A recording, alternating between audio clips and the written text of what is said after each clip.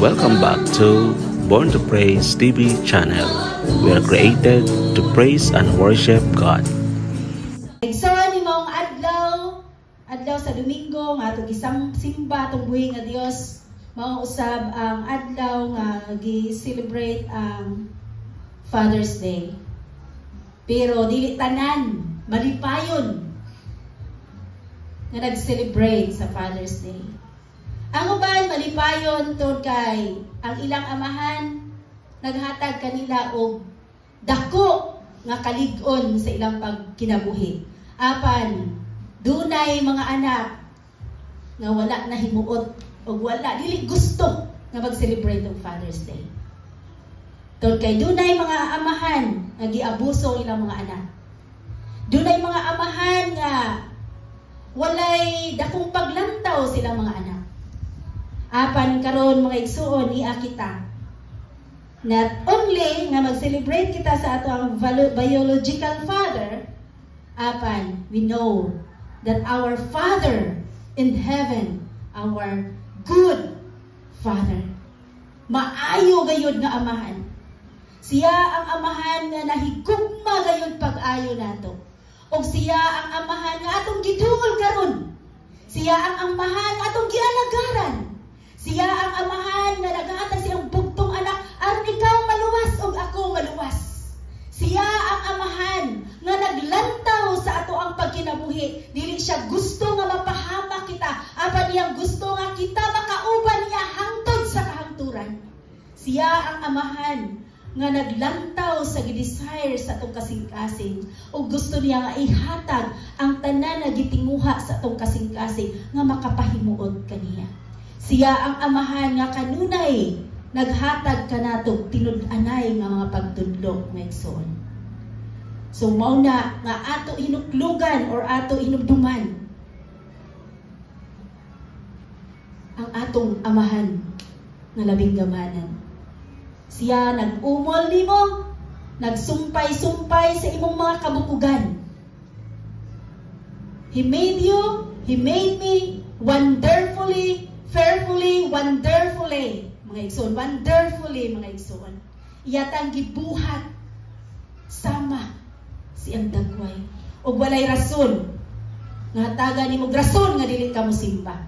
Walay rason nga hatagan nimo rason nga dili ka makaduol sa Ginoo. Walay rason nga hatagan nimo rason nga dili ka makaalagad sa Ginoo.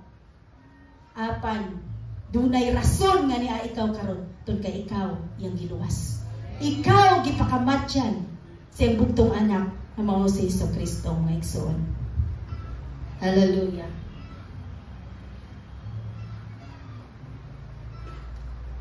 Dalaygo na itong buhi nga Diyos, mga igsuon, karon mga igsuon. Gusto ba kita or sa atong mga amahan nga ang atong kinabuhi karon makahatag og dakong impact sa kinabuhi sa usa ka mga anak? Syempre, yes. Di ba? Gusto jud ta nga nangatay dakong impact sa atong mga anak. Kung mauna ang atong kagustuhan, mga igsuon, di kinahanglan nato nga makabaton sa espiritu nga dunay Dios nun nga kasing-kasing or Dios nun nga amahan sa atong pamahimo tang si Kristo ug ang amahan mo ay sentro sa atong pagkaamahan ning kalibutan. Di ba? Muna siya ang pagkamahinungdanon sa usa ka amahan ug klaro kaayo mga igsuon nga gibuhat ang amahan aron maoy mo dumala sa usa ka pamilya mga igsuon aron nga ang amahan makahatag og kaayuhan sa iyang tibuok nga pamilya. Apan dunay daghan kaayo nga mga pamilya nga kanunay gikaligut-gutan gitunglo ang amahan. Tungod kay wala nakahatag og dakong importansya sa kinabuhi sa mga anak mga igsoon.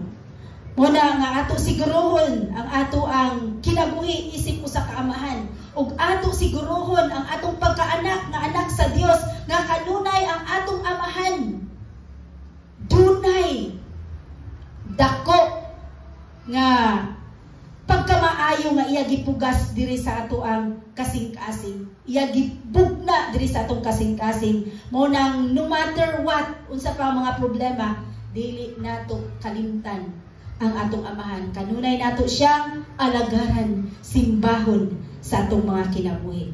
Ning sayos kabungtagon mga igsuon, ang pulong nga amahan mga igsuon, makita nato nga pinaka-importante na siyang tawo nga igsuon. Sa usa ka mga katigulangan atong makita nga masimbolo nga akat ning tawhana maayo siya nga amahan. Ug nakita nato nga si Abraham mao ang amahan sa mga nagatuo sa Dios mga igsuon.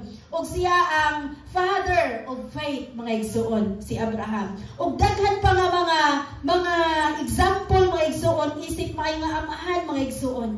Then si Paul maoy amahan sa tanang mga kasimbahanan. Nakita nato ang journey ni Paul.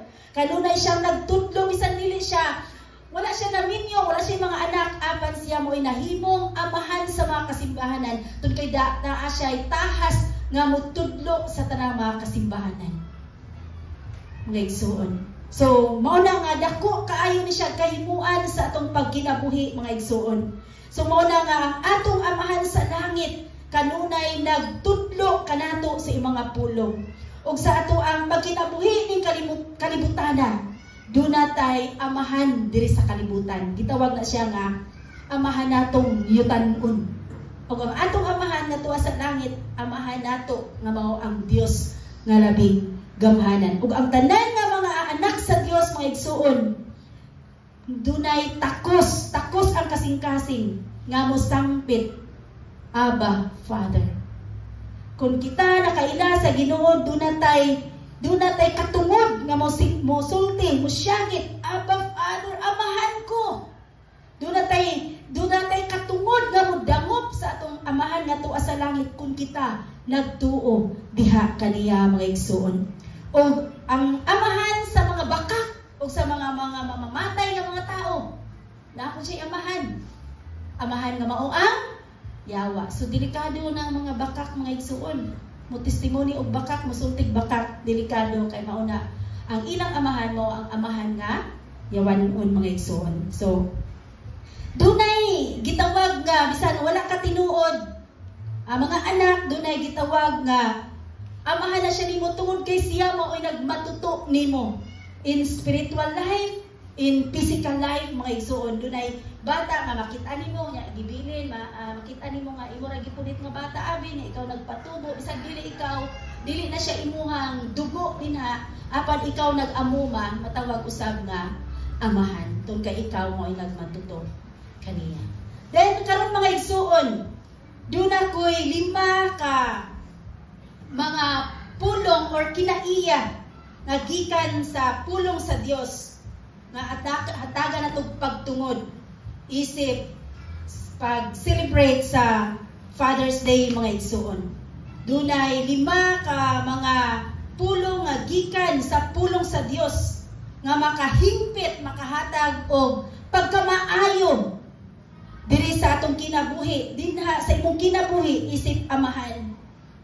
Gikinahanglan nato nga kining 5 atong matimuha kung wala man kini nato maangkon sa atong pag-amuma sa atong mga anak, pero dili pa ulahi ang tanan. O karon gihatag kini sa Dios aron ato matun-an kung unsa ang angayan natong pagkabuhaton samtang niya pa kita dinhi sa kalibutan na himong amahaning kalibutana ato paningkamutan nga ato ni mabatunan sa atong pagkinabuhi isip usa ka amahan ning kalibutana mga igsuon. Ang una mga igsuon, ang usa ka Dios nun nga amahan nagtudlo. Una siya mga igsuon. Ang una mo ang usa ka Dios nun nga amahan kung dunay Kristo sulod sa imong kasing-kasing, ikaw nga amahan kabalong mo tudlo. Pero kung wala kay pagtuo sa Dios, wala kay pag-ila sa Dios, dili ka matawag nga Dios nung amahan. Apan kung ikaw nakaila sa Dios ug nasentro ang Dios diha sa imong kinabuhi, then ikaw ang Dios nun nga amahan nga nagtudlo sa imuhang mga anak. Nagtudlo sa imong mga anak. Nan mga igsuon ato baya hinumduman. nga ang eskwelahan o ang simbahan, responsibilidad ba nila magtudlo sa bata?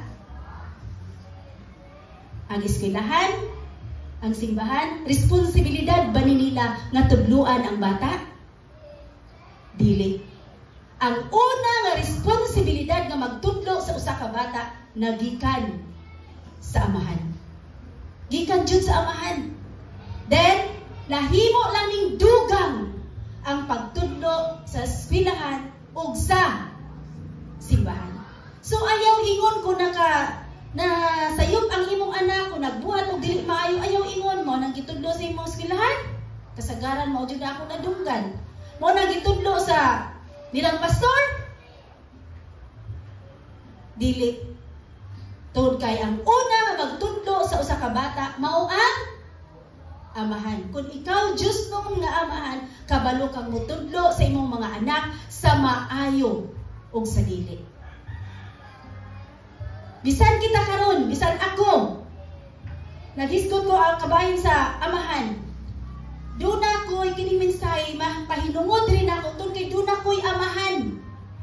So kitang tanan, atong saludon ang pulong sa Dios nga ang Dios nun nga amahan di ay kabalong mo tudlo. Og ato inumduman nga bisan asa kita dadon sa eskwelahan man or sa simbahan, dugang na siya nga pagtudlo gikan sa pagtudlo una sa atong mga amahan, mga igsuon. So ang mga kabataan, mga igsuon na spend na siya og 10% sa school o sa church. Ang 90% mga igsuon gikan mismo sa imo nga pagkaamahan. So asay dako nga pagtudlo sa amahan.